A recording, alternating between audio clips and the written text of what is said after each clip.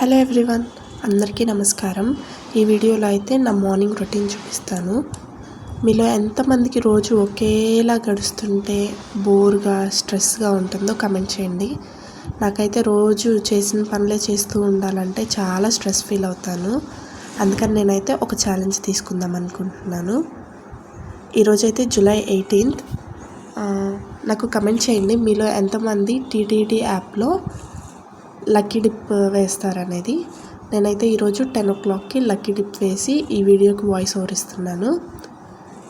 Lucky dip వేసేటప్పుడు నేను అనుకుంటున్నాను, ఈరోజు నుంచి స్టార్ట్ చేద్దాం, మార్నింగ్ 4:30కి లెగవాలి అని.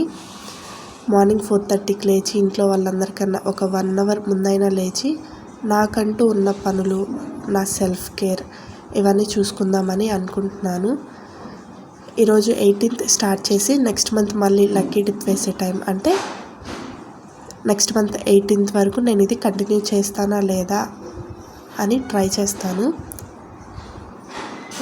ఈ మార్నింగ్ రొటీన్కి వచ్చేస్తే లంచ్లోకి అయితే నేను బాక్స్లోకి రైస్ కుక్ చేస్తాను. కర్రీ కింద అయితే పొటాటో ఫ్రై చేస్తున్నాను. అండ్ అలాగే టిఫిన్లోకి అయితే నేను పెసర దోశ అయితే చేద్దాం అనుకుంటున్నాను. పెసర దోశ కాంబినేషన్గా అయితే పల్లీ చట్నీ చేద్దామని పల్లీలు అయితే ఫ్రై చేసుకుంటూ ఉన్నాను. స్టవ్ మీద అయితే పల్లీలు ఫ్రై అవుతున్నాయి, అలాగే లంచ్లోకి పొటాటో కూడా ఫ్రై అవుతూ ఉంది. ఈలోపు నేనైతే పిండి మిక్సీ పట్టేసుకున్నాను. పొటాటోస్ కూడా ఫ్రై అయిపోయినాయి. పొటాటోస్ ఫ్రై అయ్యాక నేను అందులో అయితే కొంచెం సాల్ట్, అలాగే చిన్నులపై కారం ఉండిద్ది కదా, అది వేసాను. అది వేసి ధనియాలు జీలకర్ర పొడి వేసేసుకొని నేను వేసిన ఉప్పు కారం అవన్నీ ముక్కలకు పట్టేదాకా ఒక 5 minutes సాట్ చేసుకుంటాను. కొద్దిసేపు అలా కలుపుకొని పల్లీలు అయితే ఫ్రై అయిపోయిన తర్వాత ఇందాకైతే నేను పాలు తీసుకొచ్చాను. అవి బాగా చల్లగా ఉన్నాయని నేను అప్పుడు కాగబెట్టకుండా అవి కొంచెం కూలింగ్ తగ్గాకైతే స్టవ్ మీద పెట్టేశాను. పాలు కాగిన తర్వాత జావ కోసం అయితే వాటర్ పెట్టాను. అండ్ అలాగే పొటాటో ఫ్రై కూడా అయిపోయింది. అది దించేసి స్నానానికి అయితే పిల్లలిద్దరికీ వాటర్ పెట్టాను. మా బాబు అయితే రోజు కర్రీ సపరేట్గా తీసుకెళ్తాడు, ఈరోజు మాత్రం కలిపి పెట్టమని చెప్పాడు. అందుకని పొటాటో ఫ్రై అలాగే రైస్ వేసేసి కలిపి అయితే బాక్స్ పెట్టేస్తున్నాను. ఇక్కడ ఒక టిప్ ఏంటంటే, పాలు చల్లగా ఉన్నప్పుడు కాగబెట్టామంటే మనకి స్టవ్ అయితే ఎక్కువ వేస్ట్ అయిపోతుంది.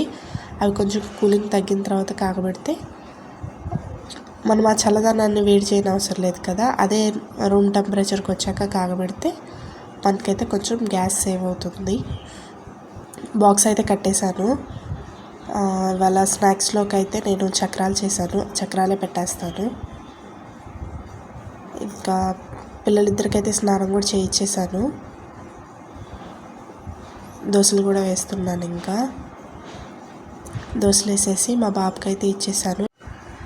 మా బాబు టిఫిన్ తినేసరికి అయితే నేనైతే మిగతా పనులు ఉంటాయి కదా, వాటర్ బాటిల్స్ ఫిల్ చేయడం అవన్నీ అయితే చేసేసి బాక్సులు కట్టేశాను. ఇంతే ఈ వీడియో. మీకు నచ్చితే please like, share, subscribe. Thank you.